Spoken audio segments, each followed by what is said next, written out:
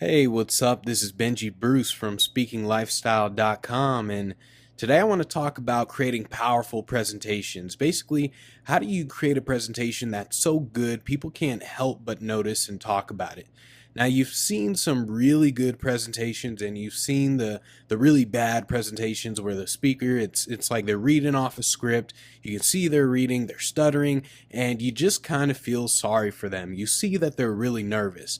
But then there are the good presentations where the speaker just has everyone captivated. They're just compelled to watch this guy. And basically, everyone loves to create powerful presentations, but how do you actually do it? Like, how do you get in front of a group of people and make the presentation so compelling that people almost have to talk about it? So when you're finished, people just say, that was freaking amazing. So creating a compelling presentation, it basically means that you have to be what I call a showstopper. And there are two parts to being a showstopper. There's the inner game and then there's the outer game. A showstopper, by the way, is basically someone who's so good that people can't help but talk about it. So there's the inner game, then there's the outer game. The inner game is how well you know your stuff. If you're speaking about a topic and you know it just cold, then you don't have to remember things. I mean, it's just part of who you are. Michael Jordan, I mean, he didn't have to remember techniques of basketball or anything. If he's in front of a crowd, if he's in front of a group of people, he doesn't have to kind of memorize things and say, all right, so I need to remember the dribble. I need to remember the 3-point shot. I need to remember to talk about these things. He doesn't have to remember it. It's just who he is. So the first part is really this inner game part where you just know your stuff. The other part of the inner game is a dedication. I mean, if you've been, let's say you're like a persuasive speaker, you talk about persuasion, sales, marketing. Well, if you've been studying persuasion all your life and you dedicated your life to being the most persuasive person in the world when it comes to speaking, then lots of people will actually see this. They'll see your passion come through, and a lot of people call it passion, but I prefer to use the word dedication because dedication implies action rather than just thinking about it. But your level of dedication will reflect in your presentation. And the other part of being a showstopper is the outer game. This is the part that most people think about. The outer game includes speaking techniques like using your voice inflection, all the other stuff that people would call showmanship. And showmanship is really your ability to take something extraordinary, or well, take something ordinary and make it extraordinary. So if you want to be a showstopper, then you have to learn how to make things extraordinary. You have to basically use techniques like framing to set up people's minds before you actually give them the content. They have to be ready for it. So you have to let them know what to expect so they know what to look for. And then you add a little flair on top of that to what you're already doing. You kind of make a spectacle out of it.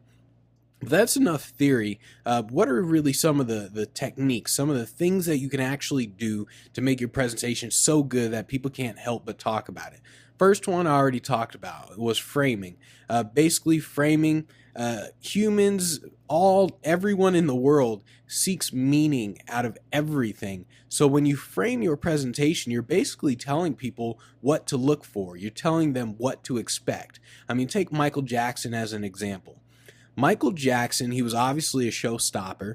So can you tell me what Michael Jackson's nickname was? I mean, think about what his nickname was. He was known as the king of what? The king of pop, obviously. But who gave him this nickname? Now, a lot of people don't know this, but Michael Jackson, he actually gave himself that nickname. He wanted to call himself the king, but Elvis obviously took the king title, so he couldn't really call himself the king, so they came up with the king of pop. And from that moment on, everyone had to introduce him that way, or he wouldn't go on stage, or he wouldn't, for example, go on a talk show, things like that. So even when they actually recorded the talk shows, if they didn't say the king of pop, like Michael Jackson was the king of pop, if they didn't say that, they had to re-record it and do it over again. So Michael Jackson, he was telling everyone how to think about him, and it obviously worked. So when you're creating a presentation, you have to start by framing your message. Tell people how important it is. Tell them a sad story if you want to make them feel sad. Tell them a happy story if you want to make them feel happy. Before they're listening to your message. In some way or another, you have to prepare their mind to hear your message or it just won't go through. Now, the next method for being a showstopper and for creating powerful presentations is what I call the pimp slap method. This is where you pimp slap the mind. Basically, it's important that you're unpredictable because predictability is the enemy of a great presentation. If people know what's coming next, then their attention moves on to something else. I mean, think about it. They know what's going to happen, so they're already ahead of you and they're waiting for you to catch up. But when you create a presentation that has like all these pattern interrupts, it basically pimp slaps their mind to attention. They know what to expect, so they're always wondering, well, they don't know what to expect, so they're always wondering what you're going to do next, what you're going to do and say next.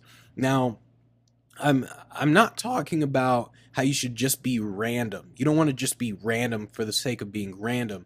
I mean, if you're making a presentation on like persuasion and sales and marketing, and all of a sudden you start talking about like quantum physics or something, then you go back to persuasion. Well, people are going to start to think that you're bipolar or something. I mean, they're going to think like, what the heck is this weirdo talking about? He was talking about persuasion. Now he's talking about freaking quantum physics. What the heck? So you want to make sure people don't think you're bipolar when you try this thing. But if you're talking about like, let's say persuasion, and then all of a sudden you just pause and you're like, you know what? Forget about this. I'm going to persuade everyone in this room to take off their clothes. That's how powerful my persuasion stuff is. And then bam, you do some ninja persuasion technique and you get people to do what you want. Now that's some powerful stuff. That's what pimp slaps the mind. And then the third way to actually create powerful presentations is through your energy. The just the energy as you think it would be as far as energy goes. Basically, the audience takes cues on how to respond based on how you respond.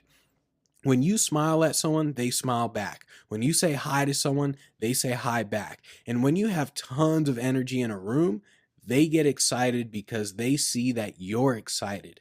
Energy demands attention because it's not normal. It's not how we live our everyday lives. We're not always walking around with a ton of energy. So there are moments when there's like a ton of energy, just concentrated energy. And when there's concentrated energy, it forces attention. I mean, think about what happens when you're really mad at someone. When you're really mad, I mean, there's all these emotions that are going on inside your head, and your energy is drawn to that. So you're not thinking about, oh, what do I eat later on in the day? And, oh, what should I text my friend later on? You're not thinking about that because you're pissed off. So your mind is set on that. Your mind is focused on that.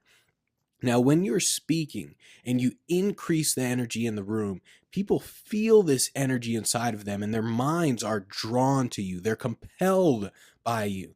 That's what we mean by the word charisma. When people say, oh, he's charismatic, things like that, we are drawn to the charismatic person because of their energy.